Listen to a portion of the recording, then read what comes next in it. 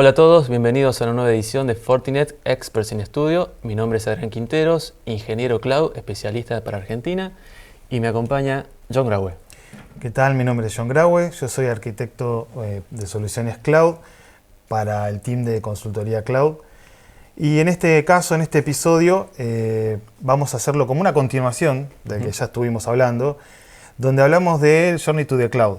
Journey to the Cloud, exacto. En el anterior episodio nosotros cubrimos algunas cuestiones de aspectos de infraestructura, pero sobre todo de conectividad.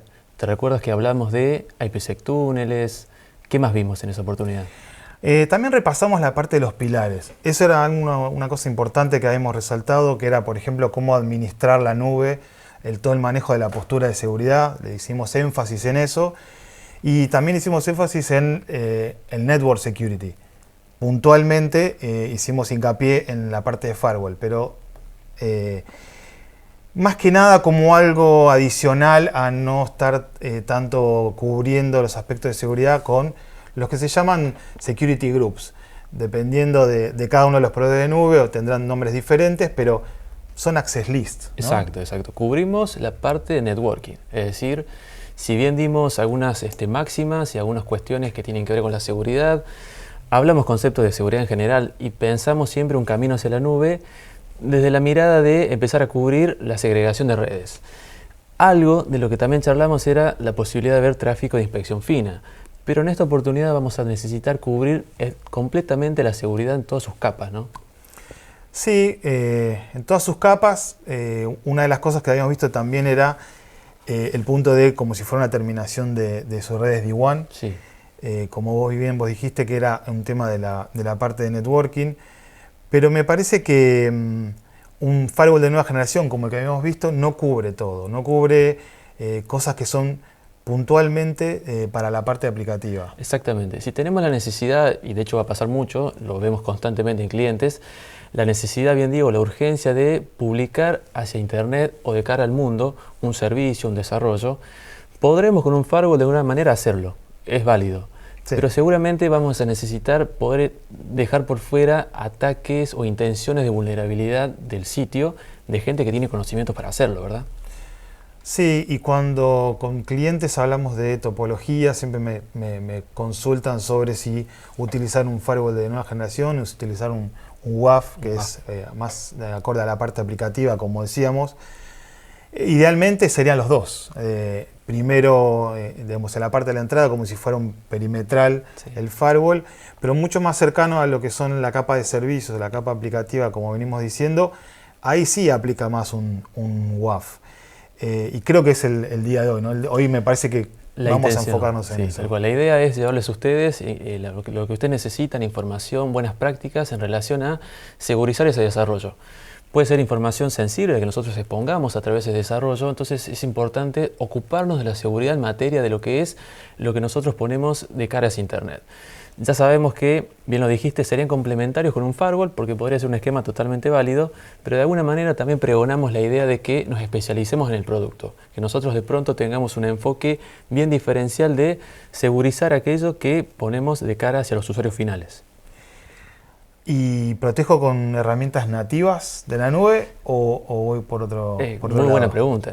Podemos tener los dos enfoques. En realidad las nubes públicas ya tienen consigo servicios manejados que se ocupan de eso. Sí. Van a encontrar ustedes un abanico de opciones ahí disponibles desde un marketplace, como si fuese un carrito de supermercado, pero la idea es que, o mejor dicho, la pregunta sería, ¿esos servicios manejados cubren enteramente nuestras expectativas? ¿Tienen realmente todas las funciones que nosotros necesitamos o no? Depende. No, pero en realidad, a ver, lo que siempre contesto es, si yo estoy, por ejemplo, en un esquema de multicloud, donde tengo servicios en on-premise, donde tengo servicios en el proveedor de nube 1 y después lo tengo en el 2, si utilizo el WAF, por ejemplo, nativo del proveedor 1, primero que tengo que reaprender, ¿sí? Que eso sabemos que es operativamente es un stopper, y segundo que no me permite tener por ahí políticas de seguridad cross a todas las nubes, ¿no? Eso es algo que yo también siempre contesto.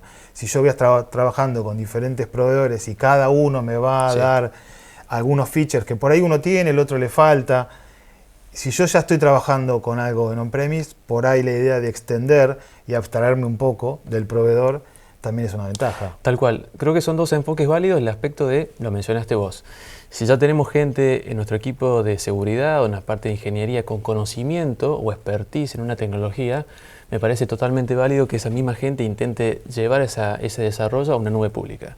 Y por otro lado también es volver a tirar la pregunta o dejar ahí sobre la mesa si realmente ese servicio manejado de una nube pública tiene consigo todos los features que nosotros necesitamos. Tradicionalmente, el que ya trabaja en on-prem tiene cierta checklist de lo que quiere proteger y cómo hacerlo. Entonces la pregunta sería, llevemos el mismo estándar de seguridad a nube también, ¿no? Sí, y algo que no hay que minimizar es el tema operativo. Más allá de aprender la nueva forma de configurar a los nuevos, hay todo un overhead operativo que simplifica y da a veces herramientas donde yo puedo ver en un único portal toda la información de cada una de las nubes. Eso es algo que también está buscado cada vez más y veo que los clientes lo piden. Y me parece que esa es una de las ventajas de las que les podemos conversar hoy. Y sin olvidarnos que del NBA, lo dijimos antes, el firewall corre como NBA, pero en este caso estamos hablando de también correr un WAF como un NBA separado de lo que es un recurso nativo de la nube. Tal cual, la idea es acoplar un poquito la idea de nube, empezar a tener un servicio diferenciado solo para la protección web, entendiendo siempre lo que dijimos antes. La sensibilidad de la información. Si bien las empresas van hacia un camino de desarrollar APIs, por ejemplo, porque tienen socios estratégicos, porque necesitan disponibilizar información al mundo para que consuman esa información, aquí estamos parados sobre el pilar de, ok, hagámoslo, pero seguricémoslo también. Es decir, ocupémonos de que esa información sea solo consumida por quien necesite hacerlo y que sea, de alguna manera u otra no sea vulnerada por quien tiene los conocimientos de hacerlo. Sí, y no es lo mismo, ya lo dijimos, el firewall del WAF, da otro tipo de protección, totalmente abocado al web service, así que me parece que eso es algo que podríamos verlo hoy también, ¿no? Exactamente, los invitamos, bien digo, a un laboratorio. Bien. Vamos a mostrar en detalle cómo podemos fácilmente desplegar en nube pública un WAF, es decir, un producto especializado solo para la protección de lo que está expuesto al mundo. Y eso es el FortiWeb. FortiWeb. FortiWeb va a ser el producto que vamos a mostrar. Un pequeño laboratorio, sencillo, pero con la intención de que ustedes conozcan en detalle cómo hacer esto. Bien, laboratorio, dijimos FortiWeb. La idea es mostrarles que ustedes sepan un despliegue sencillo, fácil. Sí. Y aquí lo que tengo para mostrar es una arquitectura tradicional. Acá servicios clásicos de AWS, esta es la nube de AWS, una arquitectura que cualquier cliente tendría para poder publicar a internet un servicio, ¿verdad? Sí, ahí hay dos máquinas, dos S2, que es el nombre de AWS, le da a la máquina virtual. Hay un Application Load Balancer, ¿sí? Donde va a tener, lo que hace AWS es, en vez de dar una IP pública, da un nombre de DNS, y el Application Load Balancer va a balancear entre esas dos máquinas virtuales. Exacto. Como backend, una aplicación. Acá tenemos dos máquinas virtuales. Hay un servicio de autoscaling por si necesitásemos crecer a demanda. Es decir, imaginemos que esto es un sitio público que en determinado momento del año tiene tráfico un poquito por arriba de lo normal. Autoscaling Group nos va a dar la versatilidad incluso de poder crecer la cantidad de máquinas que necesitemos. Y bien dijiste vos, un balanceador para que precisamente orqueste ese envío de tráfico entre las múltiples máquinas que ahí tenemos. Y por último hay un servicio de DNS de AWS que tiene configurado un CNAME al nombre del Application Load Balancer, ¿sí? Recuerden que los elementos, los recursos nativos de la nube tienen nombres muy específicos de la nube que no son para nada amigables ni tampoco son customizables. Entonces por eso el dominio, que en este caso, ¿cuál es el que vamos a usar? Sí, vamos a utilizar centronorsalud.com.ar. Imaginemos que se trata de una entidad de salud, y precisamente la excusa es esa, porque para que veamos la sensibilidad de la información.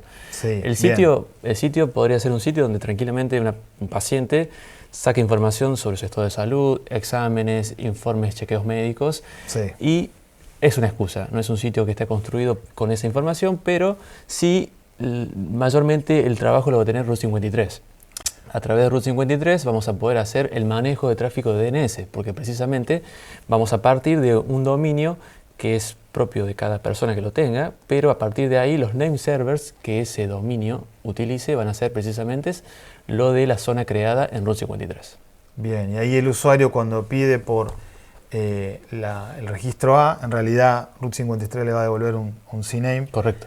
Con la URL del Application Load Balancer, que ahí luego, por recurrencia, sí va a obtener el registro A, que es la IP pública que en ese momento el Application Load Balancer tenga. Exacto. Route 53. La conexión, lo importante ahí, perdón que te interrumpa, pero lo importante ahí es que el usuario, a nivel de plano de control, sí va a Route 53, pero sí a nivel de capa de datos, la conexión la hace con el Application Load Balancer. Exactamente, ¿Sí? Exactamente. Mencionábamos lo de Route 53 porque es importante, de hecho lo voy a mostrar. Aquí básicamente lo que vamos a hacer es cargar el subdominio www para poder manejar cada llamada que el usuario hace hacia el sitio, lo va a estar manejando de una manera Route 53. Bien dijiste vos, cuando se crea una zona pública nos da name servers. Estos valores name servers son precisamente los que vamos a cargar en el sitio donde tengamos registrado el dominio. Cada entidad registrante de dominio nos da la posibilidad de que cambiemos ahí los name servers para que le deleguemos a alguien más el manejo. Por eso en esta arquitectura, bien lo dijimos, es el usuario final consumiendo la página web directamente, abstrayéndose lo que pasa al medio, pero sí mencionando, me parece importante, que Route 53 va a ser quien va a hacer ese pasamanos. Bien. Bueno, dicho esto, dijimos que hay por detrás en el backend aplicaciones. Sí. Adrede, en esta oportunidad vamos a utilizar una aplicación que es vulnerable. No tenemos un desarrollo en relación al sitio, digamos, de salud, pero sí hemos adrede utilizar un producto, una aplicación, una tecnología, bien digo, que sirve para poder jugar, vulnerar y que nosotros podamos probar en vivo un ataque de cualquier tipo de OWASP. DWA, o sea que es una aplicación que es vulnerable. Exactamente, eso es importante marcarlo, porque por detrás en nuestro backend tenemos una aplicación que es vulnerable. Bien. ¿Qué estamos utilizando para ello? DWA. Bien, acá, sin detenernos demasiado en la configuración de la herramienta, para que ustedes más o menos tengan una idea, básicamente lo que se hace es utilizar cualquier técnica de ataque. Tenemos dividido por pilares, por tipo de tecnología. Para lo que es OWASP podemos trabajar con lo que es SQL Injection, inyección de comando, cross-site scripting, lo que fuere. Hoy particularmente lo que vamos a utilizar es SQL Injection. Bien. Sí, bien digo, SQL Injection lo seleccionamos. Vamos a tirar dos comanditos sencillos, muy básicos, para que ustedes comprendan la idea. Una alternativa sería que nosotros intentemos ver la versión de la base de datos.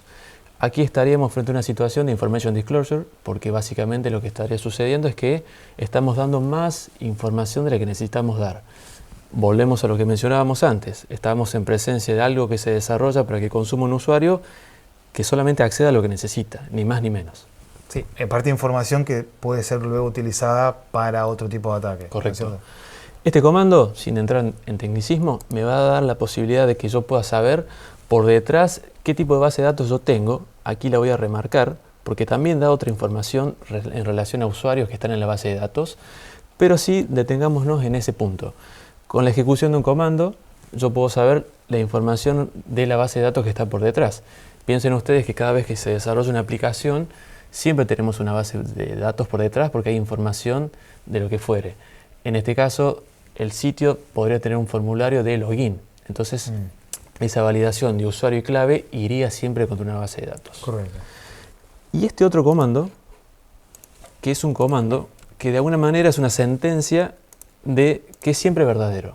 Ese 1 igual a 1 me da a mí la posibilidad de que todo lo que voy a tener de información es todo lo que está ahí. No hace una separación por un usuario específico, una clave específica, sino que se manda a la base de datos un pedido de que traiga toda la información por igual. Es difícil creer que un desarrollo no tenga ese tipo de validación de entrada, pero piensen ustedes que sí pasa, y pasa mucho. Ya te puede tocar a vos como consultor o a mí como ingeniero encontrarme con clientes que definitivamente no tengan ningún tipo de protección. Entonces, imaginarnos que no hay validación de datos de entrada es un escenario totalmente común. No, y hay veces que hay que tener en cuenta que muchos clientes compran o adquieren software Sí. Desarrollados por terceras partes, entonces este tipo de ataques, salvo que hagan un pentesting, Claro. no pueden saber a priori si están protegidos o no. Entonces, por ahí en el release de nuevas versiones o hicieron un pentesting en el release de una nueva versión, para no estar teniendo que hacer un pentesting cada vez, Claro. este tipo de protecciones son las buscadas, ¿no? Tal cual. Y pensemos siempre dos cuestiones. Se puede, digamos, trasladarle a la programación del desarrollo buenas prácticas. De hecho, el framework de OWASP así lo menciona. Generalmente se utilizan procedimientos almacenados para evitar que cuando una persona ingresa cualquier tipo de datos en este input, lo tome, lo analice y lo procese directamente. En realidad el store procedure lo que hace es lanzar un procedimiento en función del dato que yo le paso. O sea, no copio el comando que estoy tirando, sino que en realidad lanzo algo que ya está prearmado con anterioridad. Sin embargo, siempre es bueno, más allá de la buena práctica de la programación, incorporar algo adicional que me proteja. No podemos trasladarle simplemente al desarrollador la responsabilidad de la seguridad, sino que antepongamos un producto de seguridad que esté enfocado enteramente a ello. Yo mostré, lo lanzo de vuelta, que podemos fácilmente con ese comando obtener todos los usuarios. Usuarios que son información que está en la base de datos. Te invito ahora a que hagamos una pequeña modificación en Route 53 para que podamos anteponer una capa de seguridad en el medio. Para ello, volvemos al servicio de Route 53 y vamos a cambiarle por la IP pública. ¿De qué? Del WAF. Vamos a EC2. Ahí yo tengo corriendo una máquina virtual con FortiWeb y simplemente con hacer un cambio de IP en Route 53 voy a poder hacer que primero se cumpla este diagrama. En este diagrama ustedes podrán ver, ahí tenemos primero la capa de seguridad. Fíjate, John, que ahí básicamente el cliente no modifica demasiado. No.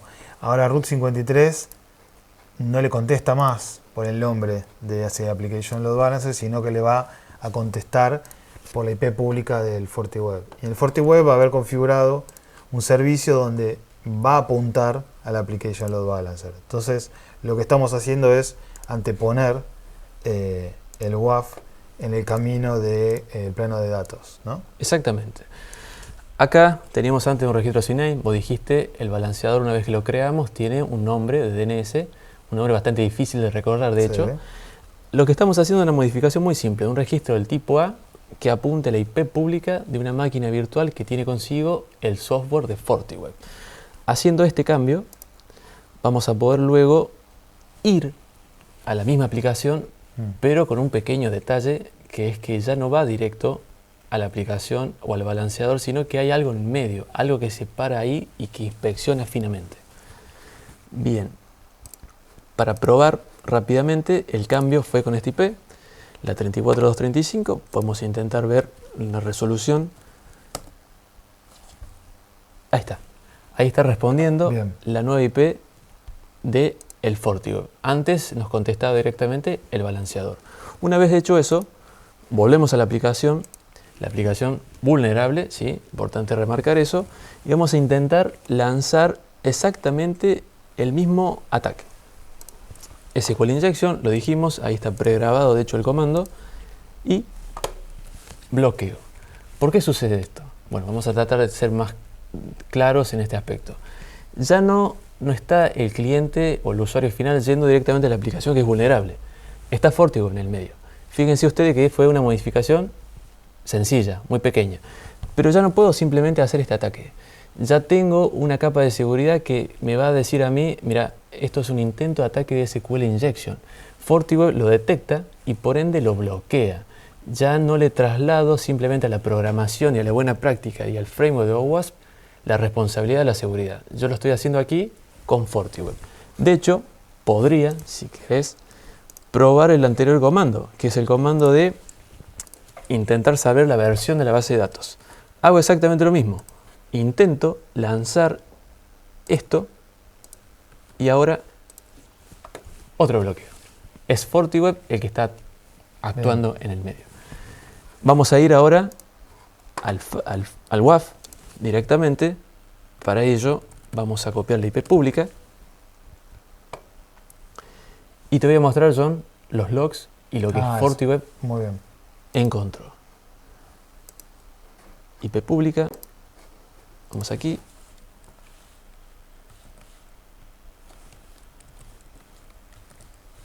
Puerto 8443.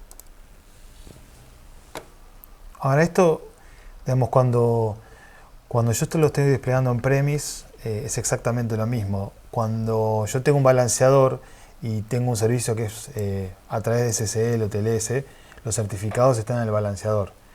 Acá, para poder inspeccionar ese tráfico, ¿dónde quedan esos certificados? Bien, los logs no dijimos nada al respecto. Los ataques los vimos, los pudimos simular, realmente sabemos que sucedieron. Ahora, ¿dónde está esa información? Bueno, te invito a ver la consola de FortiWeb.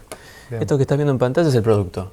Hablamos de la necesidad, realizamos ataques, los cubrimos, tuvimos la información, ahora es ir a la administración del producto y encontrar esa información de lo que acabamos de mostrar, ¿verdad? Log reports, logs access, ataques. Aquí vamos a poder ver información de los intentos de ataque que fueron bloqueados por FortiWeb. Acá, por ejemplo, para mostrarte uno, no me quiero extender demasiado, pero por ejemplo aquí podrás ver el SQL Injections. En Subtype la información es alusiva a esa cuestión. Ahí puedes ver, por ejemplo, Alert and Deny, que fue precisamente lo que hizo FortiWeb para el bloqueo. Y además, algo interesante es ver la ocurrencia o la asociación con la firma de OWASP. Acá podrás ver, por ejemplo, que es SQL Injection y es el 03 del top 10 de OWASP. Esto es FortiWeb. Este es el producto, esto es lo que estábamos haciendo. Pudimos mostrar cómo bloquear un intento de ataque avanzado. De igual manera, dentro de lo que es el producto podemos hacer muchas otras cosas más, como manejar las conexiones SSL.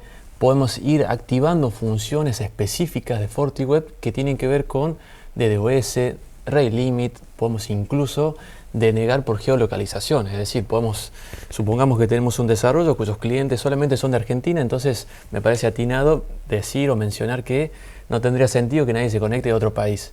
Ahí podemos ser muy granulares en decir, bueno, ok, solamente esperamos conexiones desde Argentina, fantástico, deneguemos el resto de los países. Entonces vamos ganando en la administración y la protección de este sitio que nosotros expusimos, ¿verdad? Entonces, para redondear un poco, teníamos el usuario que conectaba con el Application Load Balancer, el Application Load Balancer conectaba con la aplicación, ahí podíamos ver la información vulnerable, digamos, y lo que hicimos fue un simple cambio de registro en el Route 53, sí, que en vez de apuntar al Application Load Balancer apuntaba al FortiWeb, pero algo tuvimos que configurar en el FortiWeb. Exactamente. Intentamos ser bastante simplistas, digamos, no nos detuvimos demasiado lo que hay que hacer en FortiWeb. Créanme que es un camino para recorrer ahí. De igual manera, puedo mostrarles brevemente algo que sí es alusivo a lo que decís vos. Sí. FortiWeb, como todos nuestros productos de Fortinet, básicamente se basan en perfiles de seguridad. Hay una política que se le va tachando perfiles de seguridad. Es decir, necesitamos manejar DDoS, vamos a tener un perfil para ello. Necesitamos manejar geolocalización, tenemos un perfil para ello. Pero en definitiva hay que saberle decir cuál es el backend, hacia dónde ir y llevar el tráfico. En este caso, específicamente, lo que se creó fue esta server pool. Exacto. Esta server pool hace alusión precisamente a el DNS del balanceador que vos mencionabas antes. Es decir, aquí estamos llevando el tráfico en el puerto 80 del balanceador. Entonces, de esa manera, sabremos que todo lo que llega a centronorsalud.com.ar debe ir a ese backend. De hecho, para ser incluso más finos en el concepto, aquí es donde definimos de qué manera va a manejar lo que se condice con www.centronorsalud.com.ar e incluso centronorsalud.com.ar. Esto se asocia a la server pool y ahí el tráfico va hacia donde dijimos antes. Y para la parte de migración creo que también es muy sencillo. Se puede configurar esto previamente, intentando con la IP pública, y una vez que está todo funcionando, recién ahí cambiamos los registros en Route 53. Y nada más que eso. Y nada más que eso. Déjame mostrarte por último lo que les decía Sí. antes. Es decir, el menú es bastante sencillo, intuitivo. Pero aquí ustedes pueden ver los perfiles de IP de protección. Acá podemos cargar, si quisiésemos, la restricción por geolocalización. Acá podríamos manejar incluso lo que es de DOS. Podríamos manejar protección de API, es decir, podemos ser más específicos si lo quisiéramos. La intención de ahora era mostrarles de forma sencilla cómo proteger un ataque avanzado. Bueno, simplemente entonces agradecerles por haber participado de esta nueva sesión del Expert Studio y los esperamos en la próxima. Muchas gracias.